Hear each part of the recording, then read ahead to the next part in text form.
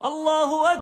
روز اول سے اب تک کا مشاہدہ ہے کہ انسان اپنے سے پہلے کے حالات اور واقعات اور پہلوں کی زندگی سے سیکھ کر آگے بڑھنے کی کوشش کرتا ہے۔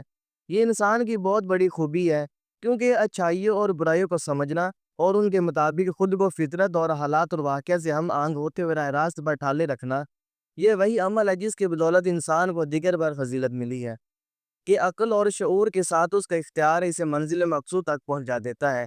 اسی بدولت انسان دن بہ دن آگے کی طرف بڑھتا ہے۔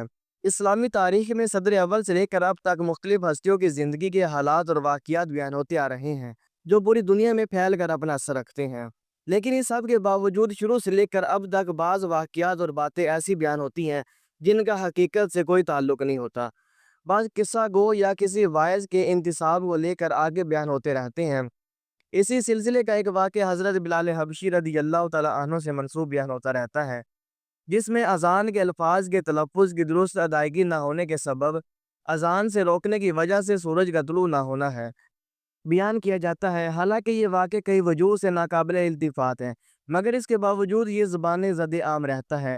اسی حقیقت کو واضح کرنے کے لیے کوشش آپ کے سامنے پیش کی جا رہی ہے کہ یہ واقعہ موضوع من گھڑت اور باطل ہے، جسے بیان کرنا درست نہیں، بلکہ اسے بیان کرنے سے بچنا اور اس کی فنی حیثیت لوگوں پر واضح کرنا بھی ضروری ہے۔ اللہ پاک سے دعا ہے کہ وہ ہمیں دین اسلام کی تعلیمات کو اپنانے اور ان پر اخلاص اور تہ دل سے عمل کرنے کی توفیق عطا فرمائے، آمین۔ ناظرین، حضرت بلال حبشی رضی اللہ تعالیٰ عنہ مسلمانوں میں ایک جانی بے جانی شخصیت ہے جو صبر و استقامت کے جبل عظیم ہونے کے ساتھ ساتھ معزز رسول بھی تھے۔ آپ کی شخصیت کسی تعارف کی محتاج نہیں۔ اسلام کے لیے آپ کی عظیم قربانیوں کی بدولت آپ کا ذکر اکثر اوقات مسلمانوں کے محافل اور مجالس میں زینت بنا رہتا ہے، بلکہ علماء دین آپ کی زندگی اور دین اسلام پر استقامت سے لوگوں کو سبق آموز پیغامات بھی دیتے ہیں جو مسلمانوں کے لیے دین اسلام پر چلنے میں معاون اور مددگار ہوتے ہیں۔ اسی بنا پر آپ کی زندگی کے حالات اور واقعات عموماً بیان ہوتے رہتے ہیں۔ آپ کی سیرت میں نہ صرف مسلمانوں بلکہ کفار کے لیے بھی ایک عظیم سبق ہے کہ کیسے آپ نے امیہ بن خلف کی غلامی سے نکل کر دین اسلام کا عظیم صحرا اپنے گلے میں سجایا اور تا قیامت مسلمانوں کے لیے رہنما اور قائد بن کر نکلے۔ اس کے باوجود آپ سے بلکہ آپ کی اذان سے منسوب کچھ ایسی باتوں کا بھی ذکر سننے کو ملتا ہے جو حقیقت سے بہت دور ہیں۔ حضرت بلال حبشی رضی اللہ تعالیٰ عنہ سے منسوب ایک من گھڑت واقعہ صدیوں سے زبان زد عام ہے، جسے واعظین اور مقررین بیان کرتے ہیں اور عام عوام بھی اسی طرح اس کو آگے بیان کر دیتی ہیں۔ حالانکہ یہ واقعہ بے اصل، من گھڑت اور باطل ہے، جس پر کئی دلائل موجود ہیں۔ بعض مصنفین جنہوں نے اس واقعے کو ذکر کیا ہے ان میں امام ابن قدامہ حنبلی، صاحب روح البیان اور صاحب سیرت حلبیہ وغیرہ ہیں۔ تعجب کی بات یہ ہے کہ اس واقعے کے الفاظ مختلف طرح سے نقل ہوتے آ رہے ہیں اور یہ واقعہ مختلف جہتیں بدلتا جا رہا ہے، کیونکہ جب اس کی کوئی اصل موجود نہیں ہے تو اس کا کوئی معیار اور مدار بھی باقی نہ رہا۔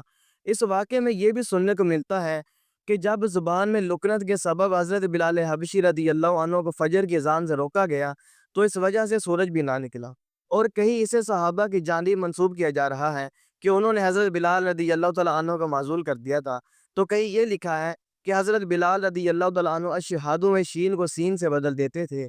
یوں ہی حضور نبی کریم علیہ السلام کی طرف یہ بھی منسوب کیا گیا ہے کہ بلال کے سین اللہ کے نزدیک شین ہے، اور بعض کتب میں یوں بھی ہے کہ بلال کے سین جنت میں شین ہے۔ کہیں اس واقعے میں حضرت عمر رضی اللہ عنہ کا ذکر بھی آتا ہے، بلکہ بعض واقعات میں سین یا شین کا معاملہ نہیں بلکہ حیا کو درست نہ پڑھنے یعنی حیا پڑھنے کا ذکر ملتا ہے۔ چنانچہ روح البیان میں ہے بلال کی سین اللہ کے نزدیک غیروں کے شین سے زیادہ محبوب ہے۔ اسی میں ہے مروی ہے کہ حضرت بلال رضی اللہ عنہ اشہادوں میں شین کو سین سے بدل دیا کرتے تھے۔ نبی کریم صلی اللہ علیہ وسلم نے فرمایا کہ بلال کی سین اللہ کے نزدیک شین ہے۔ ناظرین، یہ آپ کے سامنے جو چند طرح سے واقعہ بیان کیا جاتا ہے، وگرنہ ہر واعظ اسے اپنے ہی انداز سے بیان کرتا ہے۔ اس بات سے قطع نظر کہ اولیاء کرام کی کرامتیں برحق ہیں جن کا انکار گمراہی اور بددینی ہے، مگر فنی طور پر ثبوت اور وقوع کے اعتبار سے یہ واقعہ ثابت نہیں ہے۔ اس واقعے سے متعلق کئی ائمہ نے اپنی کتب میں باطل اور موضوع ہونے کے بہت تفصیل سے لکھا ہے، بلکہ اب تک لکھتے آ رہے ہیں۔ ناظرین کرام، البدایہ والنہایہ میں امام ابن کثیر لکھتے ہیں کہ آپ رضی اللہ تعالیٰ عنہ بلال بن حمامہ کے نام سے مشہور تھے۔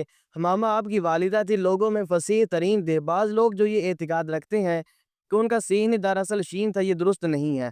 یہاں تک کہ اس کے بارے میں حدیث بھی روایت کی جاتی ہے کہ بلال کا سین اللہ کے ہاں شین ہے، اس روایت کی رسول اللہ صلی اللہ علیہ وآلہ وسلم سے کوئی اصل ثابت نہیں ہے، بلکہ حضرت بلال رضی اللہ تعالیٰ عنہ تو آپ علیہ السلام کے 4 مؤذنین میں سے ایک تھے۔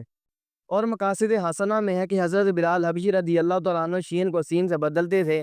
کہا گیا کہ یہ لوگوں میں مشہور ہے، جبکہ ہم نے کسی کتاب میں یہ نہیں دیکھا کہ بلال کا سین اللہ پاک کے نزدیک شین ہے۔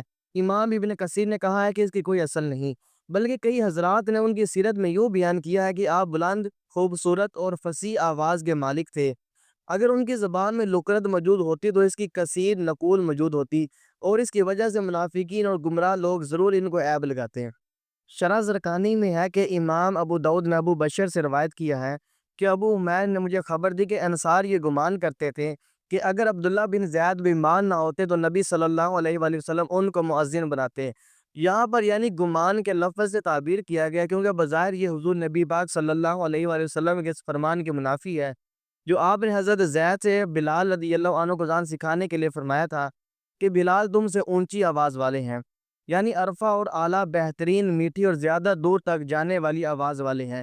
امام ابن الاسیر نے اسے حکایت کیا ہے، اور یہاں تینوں کو مراد لینے میں کوئی معنی نہیں، اور ظاہری لحاظ سے جیسا کہ ہمارے شیخ نے فرمایا پہلا اور تیسرا معنی تحقیقی اعتبار سے مساوی ہے، کیونکہ عرفہ اور اعلیٰ ہونا زیادہ دور تک جانے کو لازم ہے، اور اس میں رد ہے اس بات کا جو لوگوں کی زبانوں پر مشہور ہے کہ بلال رضی اللہ تعالیٰ عنہ کا سین اللہ کے نزدیک شین ہے۔ حافظ مزید نے فرمایا کہ ہم نے اسے کسی کتاب میں نہیں پایا۔ ناظرین، اس کے علاوہ اور بھی بہت سے دلائل ہیں جہاں سے علماء محققین نے یہ بات ثابت کی ہے کہ حضرت بلال حبشی رضی اللہ تعالیٰ عنہ کی زبان بالکل درست تھی، ان کی زبان میں کسی قسم کوئی لکنت نہ تھی۔ دعا ہے کہ اللہ تبارک و تعالی ہمیں صحابہ کرام علیہم رضوان، اہل بیت اطہار اور خصوصاً حضور نبی کریم صلی اللہ علیہ وآلہ وسلم کی طرف من گھڑت اور غلط واقعات منسوب کرنے سے بچائے۔ آج کی اس ویڈیو میں اتنا ہی۔ ایسی مزید معلوماتی ویڈیوز دیکھنے کے لیے ہمارے چینل کو لازمی سبسکرائب کر لیجیے گا۔ شکریہ۔